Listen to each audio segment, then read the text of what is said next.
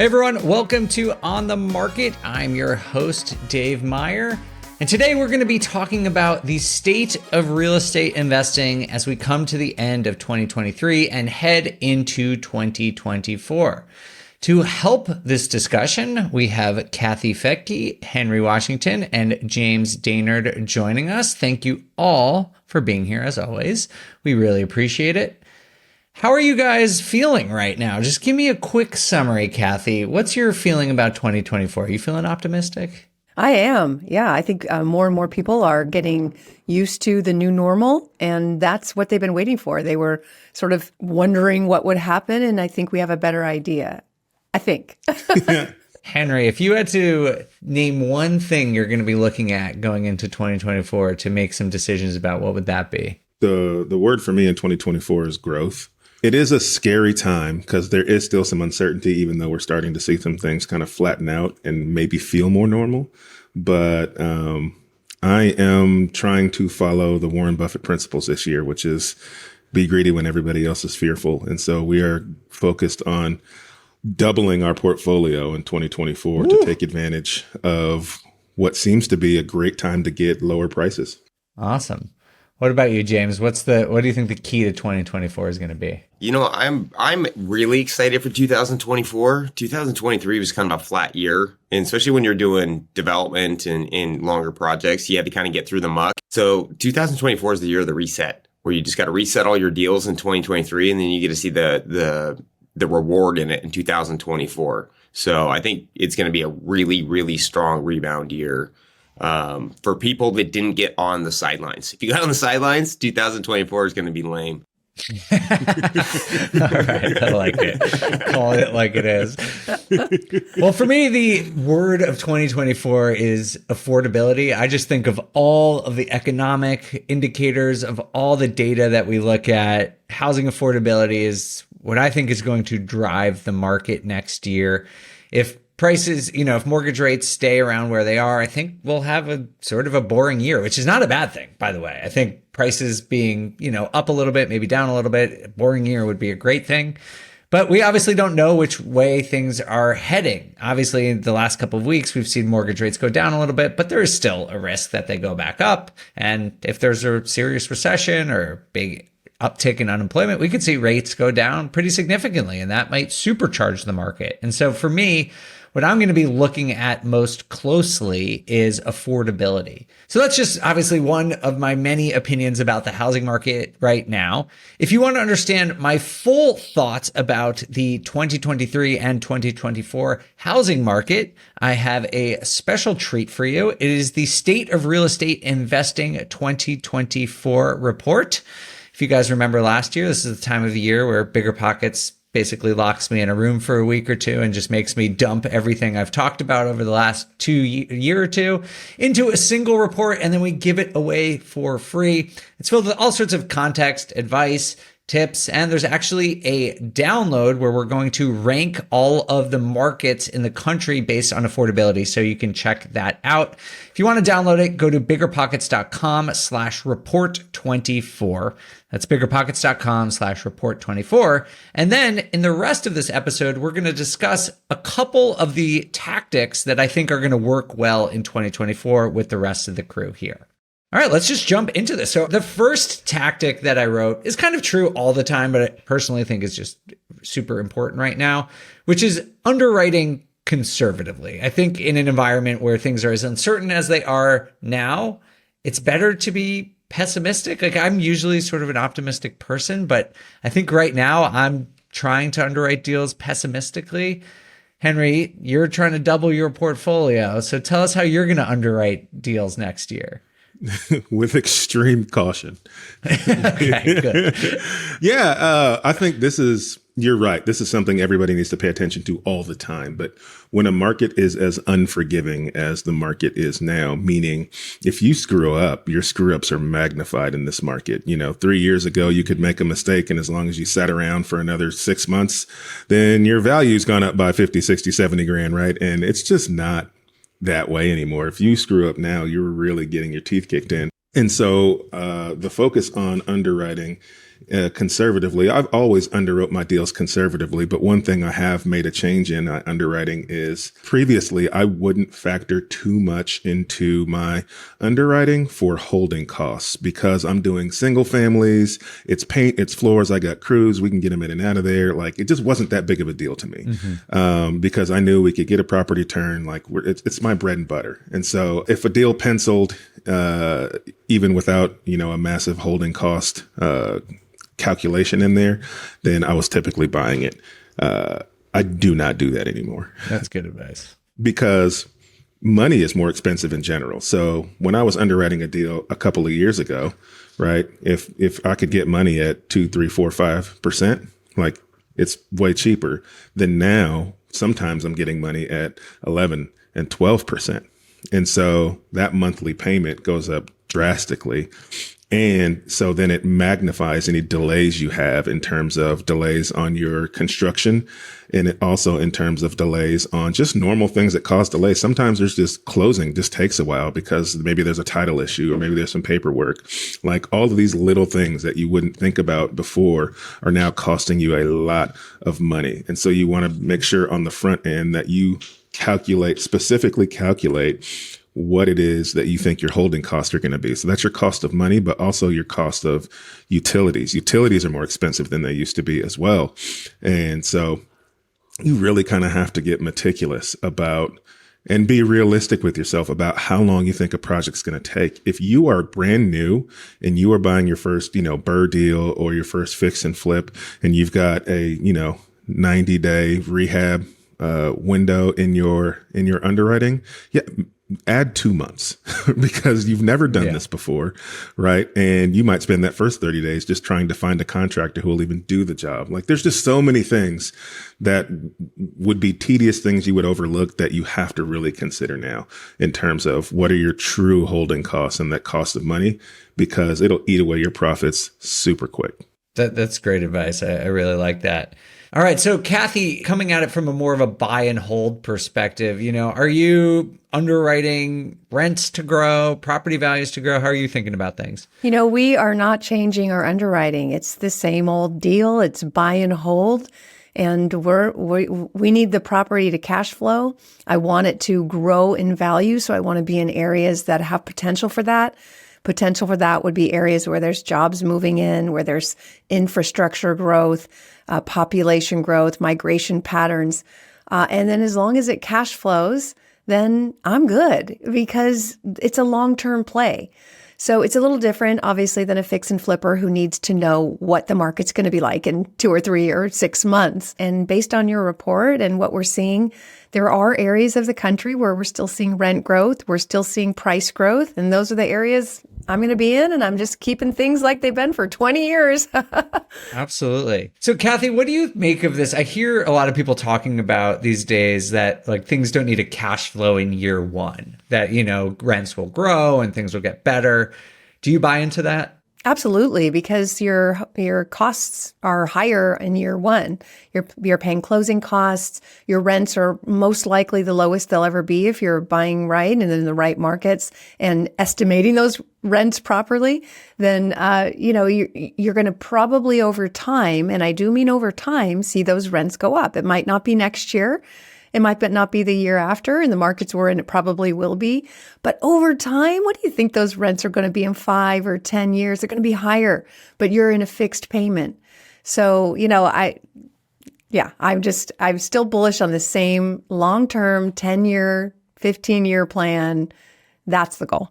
What about you, James? You said this is the year of the reset. Are you resetting all of your underwriting principles? Yeah, I really liked what Henry had to say because that is what is getting all investors is the debt and the soft costs that are compounding on people. And so, yes, we're adding a lot more hold times in and just more buffers.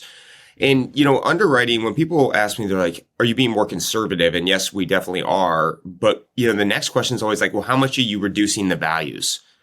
And, and it's about those core principles of underwriting. We're not actually reducing the values because we are buying on today's value. How we're being protective in our underwriting is by adding, like what Henry said, an extra 25% in there for the debt cost. adding an extra 10% in to the construction budget and just adding buffers in, but we're not changing numbers around. So we're just making sure that the deals are a little bit fatter. The fatter they are, the more room you have or the more profit potential you have. And honestly, we were being very conservative, adding these pads in, and now it's going to come to fruition in 2024. A lot of the deals that we performed 9 months ago are now up substantially in value because they recorrected, and now we're going to be hitting 5 to 8% above what we thought on our ARVs. That's great. And do you redo your underwriting? Like, how frequently do you revisit these ideas? In a more volatile market, we do it about once a month. Oh, wow. Okay. Yeah, because the market is always changing and the price points are moving around. You know, we all look at this as like nationwide or even statewide, but it's really citywide. And it's like, it's block wide. And, you know, we're being really aggressive in some neighborhoods because there's good growth, no inventory, and a high amount of buyer demand. We will be more aggressive in those neighborhoods, but maybe a neighborhood 20 minutes down the road, we might be way more conservative. And so you just really got to, get very specific, neighborhood by neighborhood and time frame by time frame. All right. Very good advice. Well, actually, that's a good transition to the next tactical piece of advice here, which is focus on affordability. And I know that a lot of us assume that means focusing on affordability and affordable markets. But I think even within a specific market, my advice or what I see is that affordability is doing better, even if you're in an expensive market. So, James, let's stick with you. Do you buy that? Because Seattle, the Pacific Northwest, obviously very expensive area. Mm-hmm. Are you focusing on more affordable things, or are you still buying across the price spectrum? I think we're focusing on the affordability in our market, but it's not like we're not going to like cheaper price points by the nationwide median home price. There's definitely blocks of the market that are selling really well. And it's not just about the affordability, it's about what the product is. If you have a really good product that people feel like they can be in there for 5-10 years, that's priced in the middle, that stuff is flying off the shelf because they're not as worried about the short term. They're looking at more as the long term. So we're really focusing on what appeals to the masses. Bedroom, bathroom counts, size of lots. Is it livable? That is more what we're targeting than the affordability. Now, chances are those are all going into the affordable price range of us. You know, like we have certain blocks like 750 to 900 sells like crazy in Seattle. 1.1 to 1.3 sells like in Seattle. Above 2 million has gotten a lot flatter. So yes, we are staying away from that, but we want to target where the masses are. And that's why we're focused more on density, smaller units, more units, higher price per square foot on a single lot. And that's been trading a lot better. That's a really good point, James, that affordability is relative. Obviously, Seattle is more expensive than almost all of the other markets in the country, but the median income in Seattle is also a lot higher than everywhere else in the country. And so what's affordable to people in Seattle might be very different from what's affordable in other markets. So even though the median home price in Seattle is well above the median, that the average across the country, there are still places that feel relatively affordable to people who live in that metro area. Now, Henry, you're in a market that was affordable. Is it still affordable? And what's your strategy related to where you're searching in sort of the price spectrum? Yeah, I would consider it still affordable. Yeah, I think the average home price is going up as more and more people continue to move to the Northwest Arkansas area.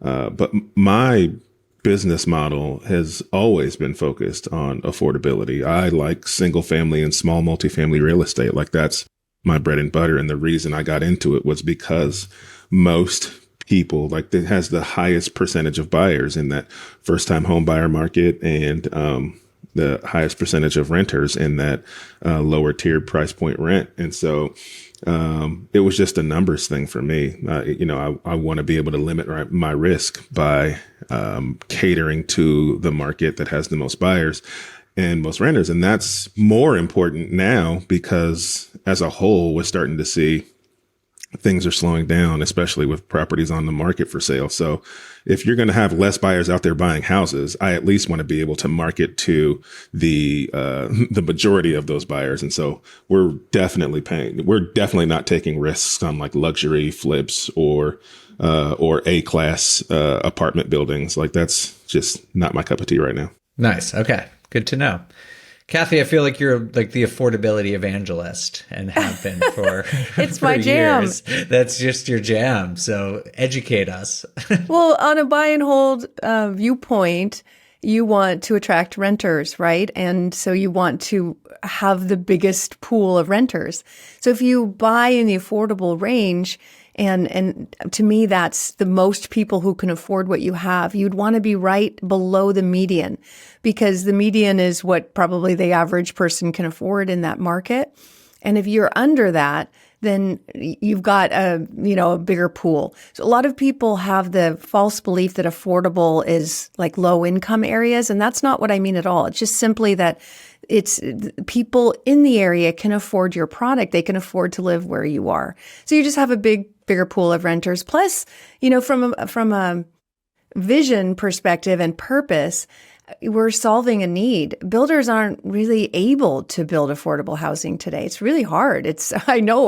We're trying. It's hard.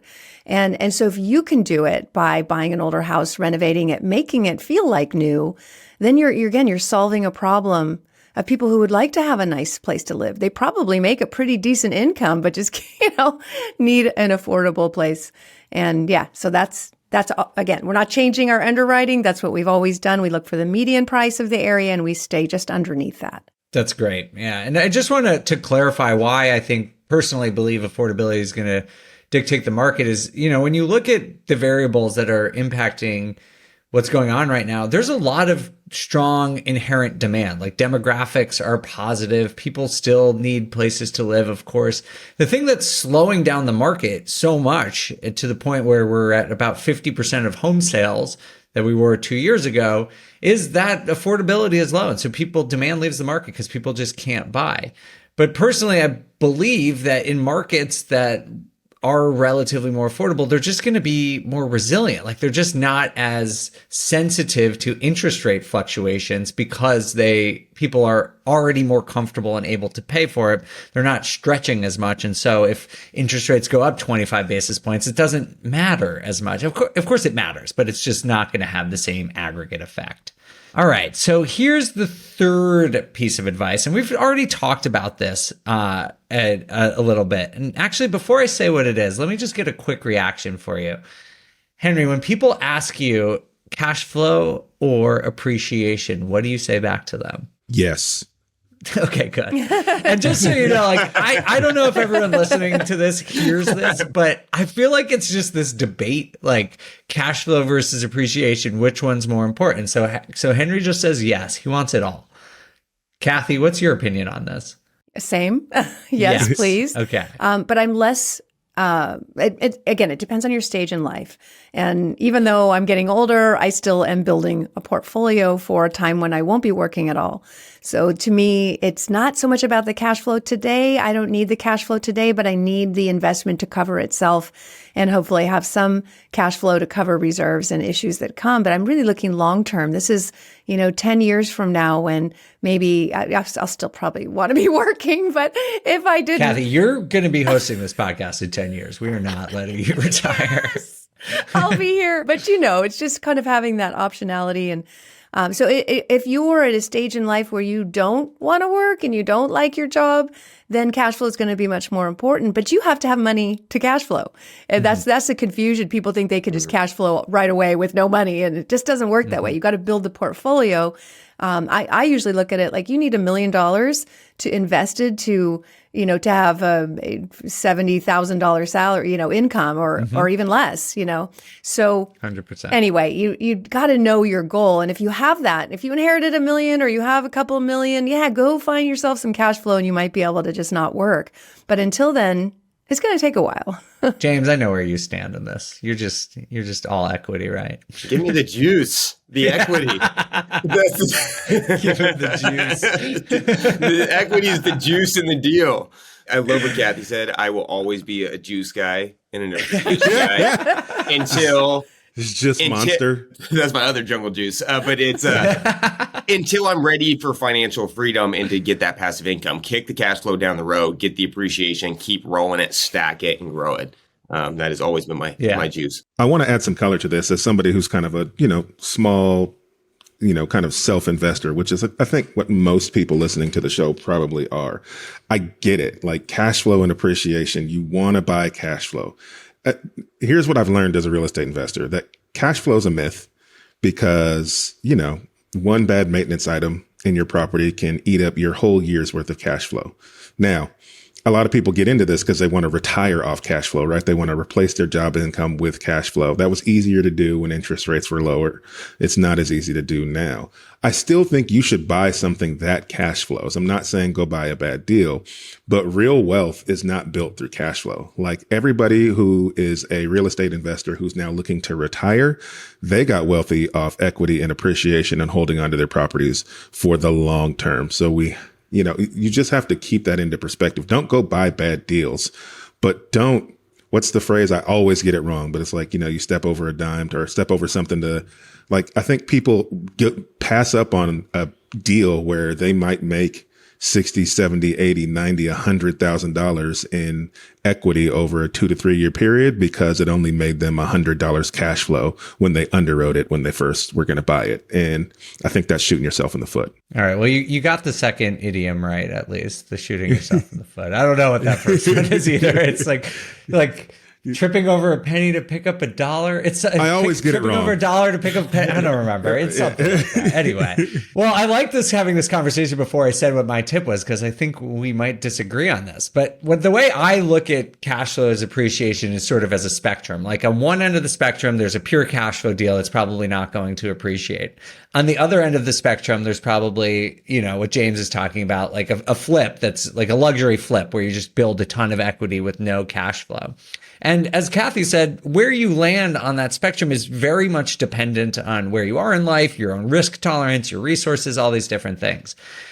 For me, I'm always sort of been more towards the appreciation side of things. But I think in a correcting market, personally, I move more towards the cash flow side. And that's for two reasons. The first one is because even then, if the market goes down for a year or two, you're still earning a return on your money, right? So even if the market goes down 2% for a year or two, that's a paper loss, but you're still with amortization and cash flow earning a positive return, which is great. And the second one is, especially if you're new and this is your first investment, I think the most conservative thing to do in a time like this is to make sure that you don't have what's called forced selling. So the thing that you really want to avoid is selling the property before you want to, before you're ready to, and before it is the optimal time to. Like Kathy said, hold on, buy something and hold on to it. But if you don't cash flow and maybe you lose your job, you might have to sell that property during these like short-term volatile times in the housing market where it's down 2% or 4%. Whereas if you just cash flow and you can hold on to it for 10, 15, 20 years, that gives you more optionality. And so I agree with Henry saying that it's not how you're going to build wealth, but if you're concerned about the market right now and you want to be a little bit more defensive, particularly if you don't have a lot of other income to cover any shortfalls in a property, I recommend just making sure you have strong cash flow next year. But feel free to disagree, any of you. No, I agree. And I assure you, those 10 years will pass. And I have made that mistake where we had some negative cash flow properties in 2008, and it wasn't fun. It wasn't fun, especially when you saw the asset value go down. And so I am all about making sure that the expenses are covered and some, so that you have extra money for future expenses, because there will be. It's a business. There's going to be expenses. The only thing I would say about that is in a declining market, or a market that could be, shifting down, there's a lot more fear behind it. The margins get substantially wider. For flipping, or even, like your multifamily fixer property right now. On 2 to 4 units, the rates are the worst, right? Commercial rates are better than a 2 to 4 unit by about a point. There's not that much buyer demand for it. People don't want to have to come up. They can't really make it pencil very well. And they also don't want to be negative on this higher interest rate for a 6 to 9 month period as they're turning that property. And so the demand for that has fallen so greatly that you can now walk in with 20, 25% margins after stabilizing the house on a small multifamily, which was not possible 24 to 36 months ago. Mm-hmm. You can get better cash flow because the rates were better, but you couldn't get that SWAT. And, that's the only thing is, like what Henry said in the beginning, when people are fearful, the margins get bigger.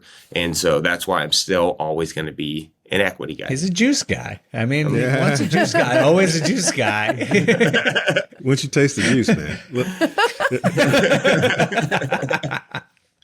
Well, that actually brings up my next point, because one of my things, and just to be honest, I am not a flipper. I've done some renovations, but not wholesale, not the kind of stuff you do, James, or you do, Henry. And so to me, it looks riskier. So I'm curious, that's one of my things is to do it with caution, especially if you're new to it. I know that both of you have a lot of experience. You have systems in place, you know how to do this. But Henry, would you recommend people who are new to the value, let's just call it like the value add game, taking some big swings right now? No. All right. Well, no. There we go. Here's why.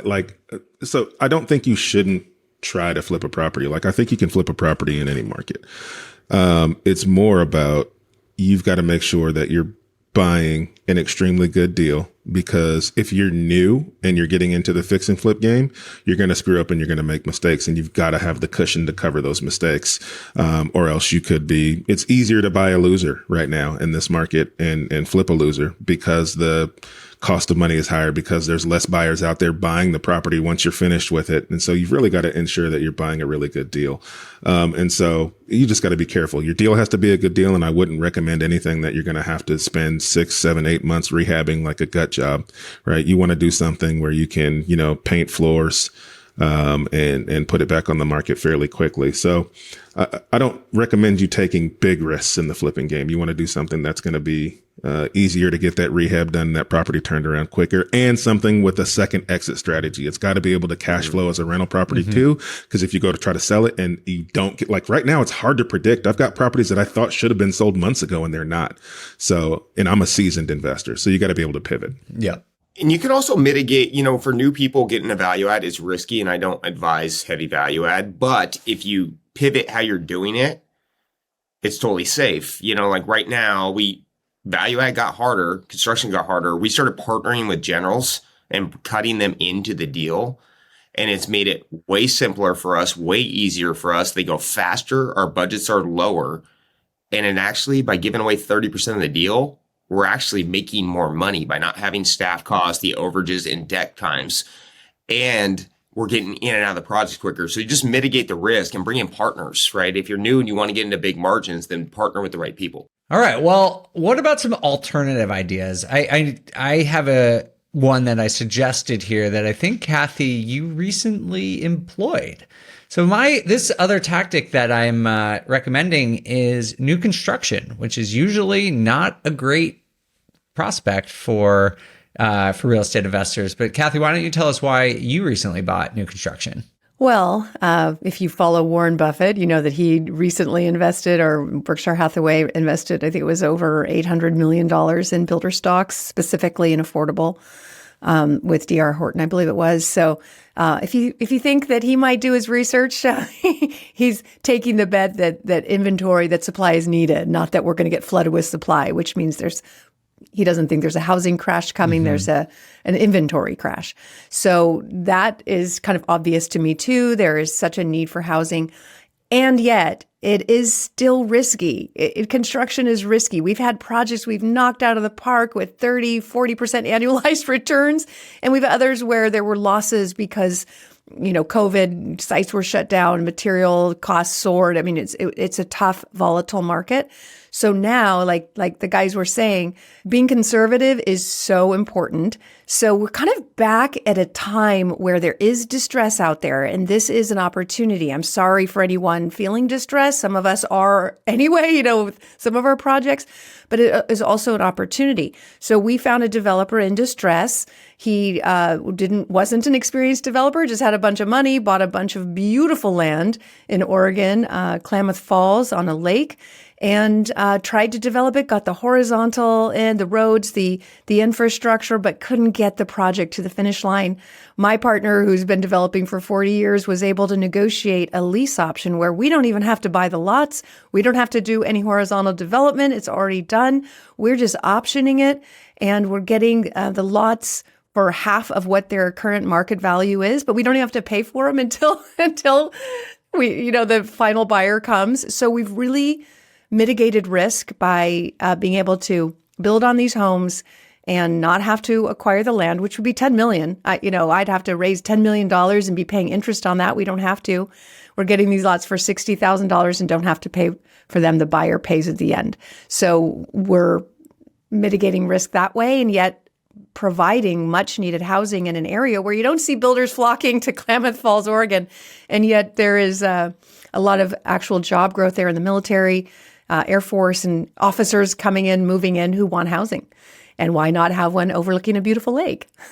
That's awesome. Yeah. It just definitely seems like a great thing to be in if you can get into it right now. One of the other sort of alternative ideas here is something, James, I know you do a lot of, which is learning to be a lender or trying to lend out money. Why do you do it? Oh, because it's so easy.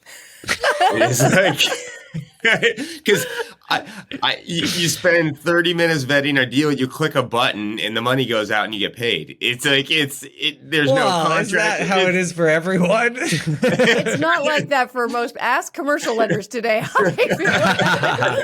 Right, exactly. No, I mean, I love working money. I mean, me and Henry just did a loan this week, and it works out great because Henry gets to get his project done and gets him moving through, getting his goal for doubling his transactions this year. And investors are looking for more capital. And as you have, the reason I love working money is we have numerous businesses in the Pacific Northwest. We have 8 that we run constantly. Those require a different amount of time at different businesses, depending on the cycle. And right now, what we're really focused on is reshaping our businesses, reformatting some. That takes a lot more time in the infrastructure and the organization of your business. And as you lose time, that means I have to spend less time. I have less time to go spend in the field on a flip property. And again, that's why we're bringing these generals as partners to free up time. But in addition to, because we might be buying a little bit less product, we have working capital that we can put to work. And that's why I love hard money in lending it out. It pays you a high yield return. You know when you're getting your capital back. It can't get locked up in theory if you underwrite the deal correctly. And it's this capital you make a good return on that you will have access to. I want to always know I have access to gunpowder if I really, really need it.